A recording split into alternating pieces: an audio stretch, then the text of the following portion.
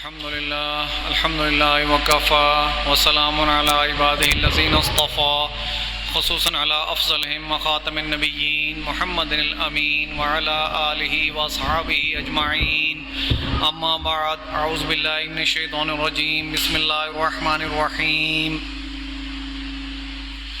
وَيَقُولُونَ مَتَى هَذَا الْوَعْدُ إِن كُنتُمْ صَادِقِينَ قُلْ عَسَىٰ أَن يَكُونَ رَدِفَ لَكُمْ بَعْضُ الَّذِي تَسْتَعْجِلُونَ وَإِنَّ رَبَّكَ لَذُو فَضْلٍ عَلَى النَّاسِ وَلَٰكِنَّ أَكْثَرَهُمْ لَا يَشْكُرُونَ صدق اللہ العظیم رب اشرح لي صدری ويسر لي امری واحلل عقدۃ من لسانی یفقهوا قولی اللهم ربنا الہمنا رشدنا واعذنا من شرور انفسنا اللهم ارنا الحق حقا وارزقنا اتباعه وارنا الباطل باطلا وارزقنا اجتنابه آمین یا رب العالمین۔ میرے محترم بھائیو بزرگو دوستو، درس قرآن و درس حدیث کے ضمن میں سورۃ نمل کی چند آیات تلاوت کی ہیں۔ اللہ تبارک و تعالیٰ سے دعا ہے کہ مجھے خود سمجھنے، آپ کو سمجھانے اور آپ کو سمجھنے کی توفیق عطا فرمائے، آمین۔ جو حدیث پاک آج میں آپ کے سامنے بیان کرنے لگا ہوں، اس کے راوی ہیں حضرت ابو ہریرہ رضی اللہ تعالی عنہ۔ حدیث پاک بہت اہمیت کی حامل ہے اور کوشش کریں کہ اس حدیث پاک کو دل میں جگہ دے لیں، اسے دل میں بسا لیں، کیونکہ اگر یہی ایک بات زندگی میں آپ نے طے کر لی تو سمجھیں کہ زندگی کی باقی تمام مشکلات آسان ہو جائیں گی۔ آخرت کے لیے جو تمام معاملات ہیں وہ اس معاملے کے بعد شروع ہوں گے۔ تو عن ابی ہریرہ رضی اللہ تعالیٰ عنہ قال قال رسول اللہ صلی اللہ علیہ وسلم ان اللہ طیب لا يقبل الا طیبا۔ حضرت ابو ہریرہ رضی اللہ تعالیٰ عنہ فرماتے ہیں کہ اللہ کے رسول صلی اللہ علیہ وسلم نے فرمایا کہ اللہ تبارک و تعالیٰ کی ذات بہت پاک ہے، بہت پاک ہے، وراء الورا ثم وراء الورا، ہمارے حاشیہ و خیال سے بھی دور ہے، ہمارا دماغ سوچ بھی نہیں سکتا، اتنی پاک ذات ہے۔ اور آگے کیا فرمایا؟ لا يقبل الا طیبا، وہ نہیں قبول کرتی مگر صرف پاک چیز۔ بہت غور طلب بات ہے کہ اللہ تبارک و تعالیٰ کی ذات بہت پاک ہے، وہ نہیں قبول کرتی مگر ہاں صرف پاک چیز۔ اس کا مطلب کیا ہوا کہ اگر آپ نے رزق حرام کمایا اور اس سے کچھ اللہ کے راستے میں صدقہ و خیرات کیا تو قبول نہیں ہوگا۔ اللہ کو صرف پاک چیز قبول ہے کیونکہ وہ ذات خود پاک ہے، وراء الورا ثم وراء الورا۔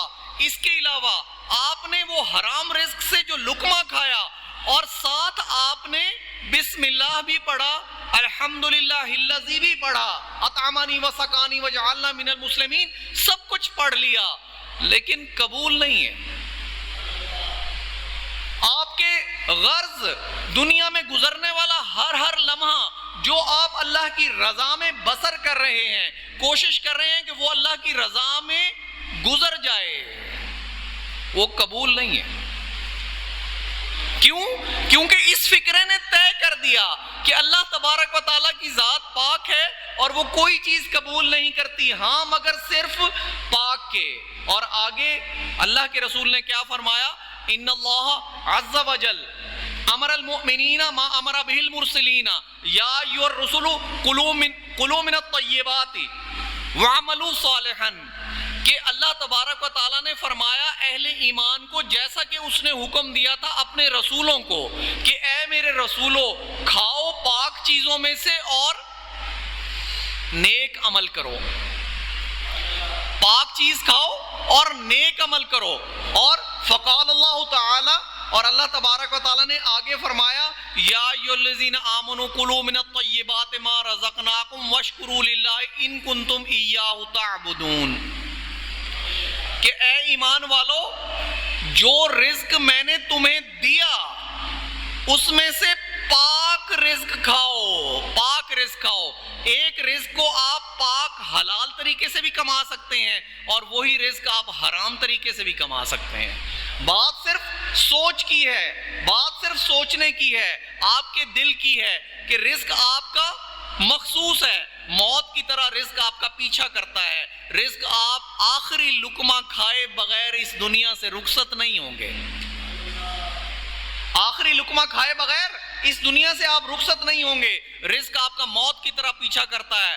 آپ کے اوپر چھوڑ دیا گیا، اب آپ کو اختیار دے دیا گیا کہ یہ رزق تو تیرا مقرر ہے، ہاں لینے کا طریقہ اب تیرا ہے. اسے حلال سے لے لے یا حرام سے لے لے. یہاں اختیار دے دیا گیا. قرآن کریم میں اللہ تبارک و تعالیٰ نے فرمایا اِنَّا هَدَيْنَاهُ السَّبِيلَ إِمَّا شَاكِرًا وَإِمَّا كَفُورًا. ہم نے تو راستے کی ہدایت دے دی، ہم نے تو راستہ دکھا دیا، اب تم پر ہے تم شکر کرتے ہو یا کفران کرتے ہو. رزق جو ہے وہ مقدر میں جو ملنا ہے وہ لکھ دیا گیا، اب تمہاری اوپر ہے کہ تم حلال رزق کا انتظار کرتے ہوئے صبر کا مظاہرہ کرتے ہو یا رزق کی جلدی میں اپنے اندر اور اپنے بچوں کے اندر، آل اولاد کے اندر، اپنے رشتہ داروں کے اندر حرام رزق انڈیلنا شروع کر دیتے ہو. میں نے آپ کو بتایا تھا کہ رزق حرام کے بارے میں بہت ہی آپ کو توجہ سے کام لینا پڑے گا، کیونکہ جو آپ رزق کماتے ہیں اس دنیا میں دو طرح کے کام ہوتے ہیں. کام جب انسان کرتا ہے تو دو طرح کے ہوتے ہیں. ایک انسان کسی کی ملازمت کرتا ہے، انہیں کہتے ہیں ملازمت پیشہ افراد. اور ایک انسان اپنا کاروبار کرتا ہے، وہ کسی کی ملازمت نہیں کرتا. یہ دو طرح کے افراد ہوتے ہیں. کاروبار میں تجارت بھی آ جاتی ہے، کاروبار میں زراعت بھی آ جاتی ہے. اب ملازمت پیشہ فرد جو ہے وہ کسی سے کانٹریکٹ کرتا ہے، کسی سے معاہدہ کرتا ہے کہ میں اتنے بجے آؤں گا، اتنے بجے میں چھٹی لوں گا، اس دوران میں اپنی تمام قوتیں آپ کا کام کرنے میں صرف کروں گا. یہ دیکھ لو، یہ معاہدہ ہو گیا. آپ کے ذمے ایک معاہدہ ہو گیا، تو آپ نے اگر اس معاہدے کی خلاف ورزی کر دی، آپ نے اس وقت کی پابندی نہیں کی یا جو مقررہ کام تھا آپ نے وہ اس مقررہ وقت میں سر انجام نہ دیا، تو آپ نے اس معاہدے سے خلاف ورزی کر دی، تو جو رزق آپ کو ملے گا تنخواہ کی شکل میں وہ آپ نے اپنے لیے حرام کر دیا.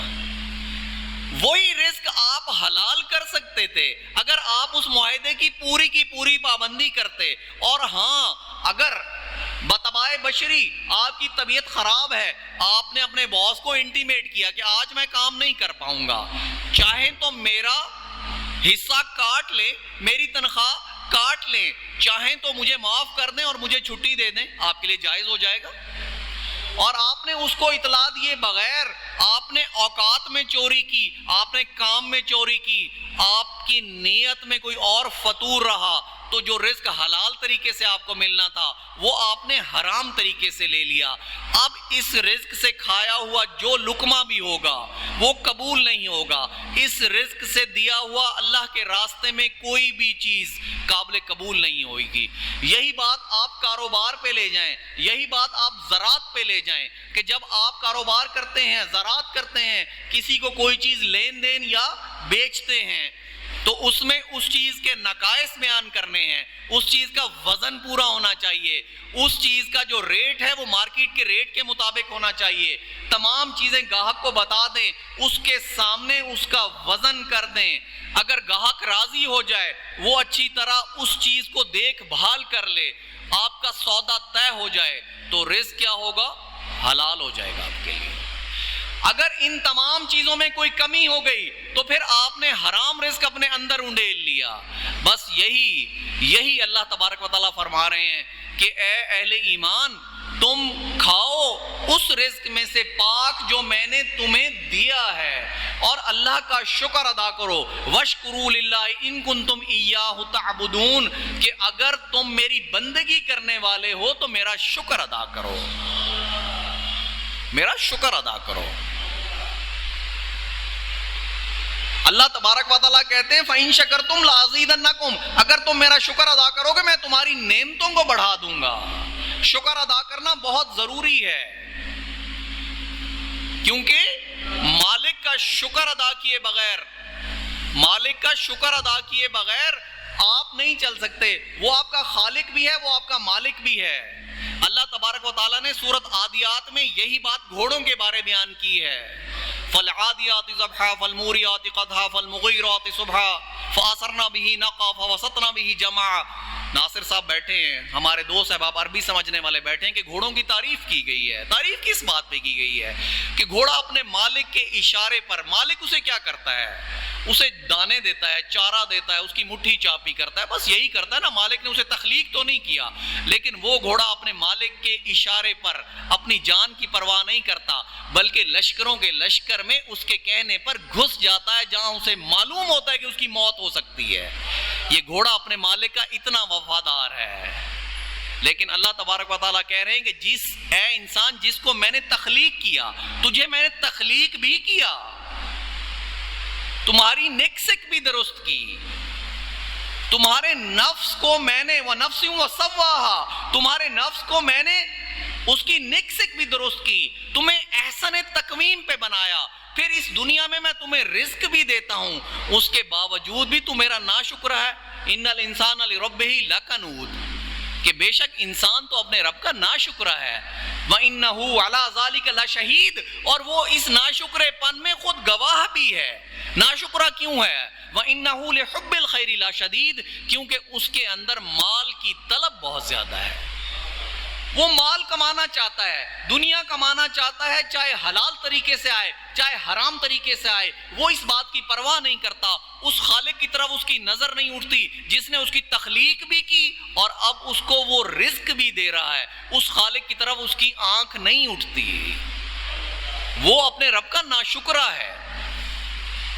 وہ اس امانت میں خیانت کرتا ہے جو رب تعالیٰ نے اسے دی. اِنَّا عَرَضْنَا الْأَمَانَةَ عَلَى السَّمَاوَاتِ وَالْأَرْضِ وَالْجِبَالِ فَأَبَيْنَ أَن يَحْمِلْنَهَا وَأَشْفَقْنَ مِنْهَا، کہ ہم نے تو یہ امانت دینا چاہی تھی جو ہم نے انسان کو دی تھی. آسمانوں کو، زمین کو، پہاڑوں کو انہوں نے انکار کر دیا اور وہ ڈر سے گھبرا گئے. وَحَمَلَهَا الْإِنسان، اور انسان نے اس امانت کو لے لیا. اب جب اس امانت کو لے لیا، روح ربانی کا کرنٹ آپ کے اندر آ گیا. یہ روح ہے وہ امانت جس کا اللہ تبارک و تعالیٰ نے ذکر کیا کہ آسمانوں نے بھی اسے لینے سے انکار کیا، زمین نے بھی اسے لینے سے انکار کیا اور پہاڑوں نے بھی اسے لینے سے انکار کیا.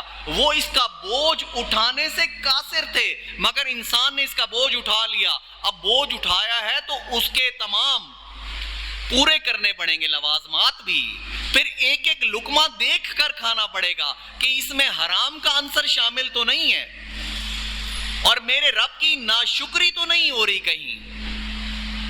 اگر حرام کھاؤ گے تو رب کی ناشکری کرو گے. تم مال کی چاہت میں اگر حرام کھانا شروع کر دو گے تو رب کی ناشکری شروع کر دو گے. اب حدیث پاک کو میں آگے بڑھاتا ہوں تو اللہ کے رسول نے کیا فرمایا؟ ثم ذکر الرجل، اور اللہ کے رسول نے پھر ایک شخص کا ذکر کیا.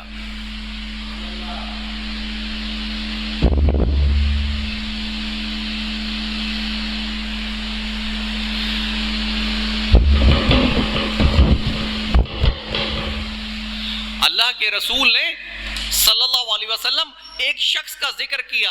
ثم ذکر الرجل، اور ایک شخص کا ذکر کیا یطیل السفر، جو کہ ایک لمبا سفر کر کے پہنچا تھا. کہاں پہنچا ہوگا؟ سوچو، لمبا سفر کر کے لوگ کہاں پہنچا کرتے تھے؟ بتاؤ. کعبہ کے سامنے پہنچتے تھے نا، لمبے لمبے سفر کر کے. تب ہوائی جہاز، بحری جہاز نہیں ہوتے تھے، گھوڑوں پر، اونٹوں پر سفر ہوتا تھا. لمبے سفر کر کے لوگ کعبہ میں پہنچا کرتے تھے، وہاں کعبے کا غلاف پکڑ کر دعائیں کیا کرتے تھے. یہی اللہ کے رسول فرما رہے ہیں. اللہ کے رسول نے اس شخص کا ذکر کیا. ثم ذکر الرجل یطیل السفر، لمبا سفر کر کر پہنچا. عشعۃ اغبرا، اس کے کپڑے بھی گرد آلود تھے، اس کے چہرے اور بالوں میں بھی مٹی بھری ہوئی تھی. گرد آلود کپڑے اس کے اور چہرے اور بالوں میں مٹی بھری، ثم یمد یدیہ الی السماء، اور آسمان کی طرف ہاتھ اٹھائے کھڑا ہے، کیا کہہ رہا ہے؟ یا ربی یا ربی، اے رب مجھے معاف کر دے، اے رب مجھے معاف کر دے۔ مانگ رہا ہے رب سے معافی، اور سفر اتنا لمبا کر کے آیا ہے، بالوں میں بھی مٹی بھری ہوئی ہے، سارے جو کپڑے ہیں وہ بھی گرد آلود ہیں، اور اللہ تبارک و تعالیٰ سے ہاتھ اٹھا کر یمد یدہ الی السماء، یا ربی معاف کر دے، معاف کر دے اے میرے رب۔ تو اللہ کے رسول کیا فرما رہے ہیں؟ وَمَشْرَبُهُ حَرَامٌ، اس کا کھانا بھی حرام ہے، وَمَلْبُسُهُ حَرَامٌ، اور اس کا جو لباس ہے وہ بھی حرام کا ہے، وَمَطْعَمُهُ حَرَامٌ، اس کا کھانا بھی حرام، اس کا پینا بھی حرام، اس کا لباس بھی حرام، وَغُذِيَ بِالْحَرَام، اور اس کا جو جسم نے نشو و نما پائی وہ بھی حرام رزق سے پائی۔ فَأَنَّا يُسْتَجَابُ لِذَلِكَ، اللہ تعالیٰ ایسے شخص کی دعا کیسے قبول کرے؟ سوچو تو صحیح کہ شخص کہاں سے چلا، کہاں پہنچا، کتنا گڑ گڑا کر دعا کر رہا ہے۔ تو اللہ کے رسول فرما رہے ہیں کہ اس کا کھانا بھی حرام، پینا بھی حرام، لباس بھی حرام، جو اس کے جسم نے نشو و نما پائی وہ بھی حرام، تو پھر اللہ تبارک و تعالیٰ اس کی دعائیں کیسے قبول کرے؟ آج ہم کہتے ہیں کہ ہماری دعا قبول نہیں ہوتی۔ دعا قبول کروانے کے لیے اپنے رزق پر توجہ دو، رزق کو حلال کرو، ایک ایک لقمہ دیکھ کر کھاؤ کہ جو کچھ کھا رہے ہو اس میں کہیں حرام کا عنصر شامل تو نہیں، کسی کا حق تو نہیں مارا ہوا، جو اپنے ڈیوٹی کے اوقات تھے وہ پورے سر انجام دیے ہیں، کاروبار اور زراعت میں پوری ایمانداری سے کام کیا ہے میں نے۔ اگر یہ تمام لوازمات پورے ہو جائیں گے پھر تو اللہ تبارک و تعالیٰ کے سامنے جب ہاتھ اٹھیں گے تو دعائیں پھر قبول ہوں گی، پھر تم مستجاب الدعوات ہو جاؤ گے، کوئی دعا مانگو گے فوراً دعا قبول ہو جائے گی۔ کیوں؟ کیونکہ تمہارے کھانا بھی حلال، پینا بھی حلال، کپڑے بھی حلال، جس نے نشو و نما پائی وہ بھی حلال، تو پھر اللہ تبارک و تعالیٰ تمہاری دعاؤں کو قبول فرمائیں گے۔ اللہ تبارک و تعالیٰ ایک اور جگہ پر فرما رہے ہیں، قُلْ هَلْ نُنَبِّئُكُم بِالْأَخْسَرِينَ أَعْمَالًا، کیا ہم اے اللہ کے رسول کیا ہم آپ کو بتا نہ دیں ان لوگوں کے بارے میں جو اپنے اعمال کے لحاظ سے بدترین خسارے میں ہیں؟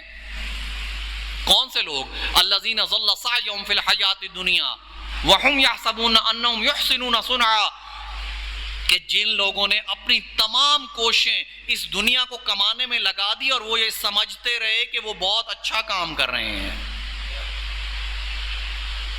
وہ بہت اچھا کام کر رہے ہیں۔ ان لوگوں نے کیا کیا؟ الذین کفروا بآیات ربہم ولقاہ، ان لوگوں نے اللہ کی آیات کا انکار کر دیا اور اللہ سے ملاقات کا انکار کر دیا۔ تو اللہ تبارک و تعالیٰ کیا فرما رہے ہیں؟ فحبطت اعمالہم، تو ہم نے بھی ان کے اعمال حبط کر دیے۔ جو نیک عمل تھوڑے بہت کرتے رہے اس دنیا کو تو کماتے رہے، ساتھ دل کی تسلی کے لیے چند نمازیں، چند روزے، چند خیراتیں بھی کرتے رہے، انہوں نے آخرت کو اپنا مطمع نظر نہیں سمجھا، آخرت اپنے سامنے نہیں رکھی، بلکہ دنیا میں چلتے رہے، چند نیک اعمال کرتے رہے۔ دنیا تھا ان کا مقصد اول جو تھا صرف دنیا تھا، آخرت نہیں تھی۔ تو اللہ تبارک و تعالیٰ کہتے ہیں کہ مجھے ان کے پھر یہ چند اعمال بھی پسند نہیں، تو میں نے ان کے فحبطت اعمالہم، میں نے ان کے یہ عمل بھی حبط کر دیے۔ فلا نقیم لہم یوم القیامت وزنا، ان کے لیے قیامت کے روز میں ترازو ہی نہیں لگاؤں گا، ترازو نہیں لگے گا۔ جب ترازو نہیں لگے گا، نیکی تلے گی نہیں، تو پھر بدلہ کیا ملے گا؟ تو میرے بھائیوں، یہ مختصر حدیث میں نے آپ کے سامنے بیان کی کہ یہ سب سے اہم حدیث ہے کہ اگر اپنے رزق کو پاک کر لو گے تو پھر جتنے نیک عمل کرو گے ان کا وزن کیا جائے گا، جتنے نیک عمل کرو گے ان کا وزن کیا جائے گا۔ اور اگر آپ نے اپنے رزق کو حلال نہ کیا، آپ کا رزق حلال نہ رہا، تو کوئی نیک عمل اس کا وزن نہیں کیا جائے گا، بلکہ ہباء منصورا، وہ ایسے ہوں گے جیسے اڑتی ہوئی راکھ، اڑتی ہوئی راکھ کے مترادف وہ عمل ہو جائیں گے۔ اگلے جمعہ میں آپ کو مفلس کے بارے، میں نے آپ کو پہلے بھی وہ حدیث پاک سنائی ہے، میں یہ حدیث پاک اس لیے بار بار دہرا رہا ہوں تاکہ ہمارے دلوں میں ان کا اثر آ جائے، یہ پکی ہو جائیں باتیں۔ اللہ کے رسول صلی اللہ علیہ وسلم نے فرمایا کہ میرے امت کا مفلس کون ہے، اس کے بارے جو حدیث پاک ہے میں اگلے جمعے آپ کے سامنے بیان کروں گا کہ مفلس کون ہے جو نیکیوں کے انبار لائے گا، اس کی تفصیل اگلے جمعۃ المبارک میں آپ کے سامنے بیان کروں گا۔ تو آج کا جو ٹیک ہوم میسج ہے جو کہ اپنے دل میں آپ نے گرہ لگا لینی ہے کہ آج سے ہم نے اپنے رزق پر توجہ کرنی ہے، رزق کو پاک کرنے کی کوشش کرنی ہے۔ کوئی ایک لمحہ ایسا نہ گزر جائے جس میں کوئی حرام رزق کا لقمہ بھی ہمارے اندر چلا جائے۔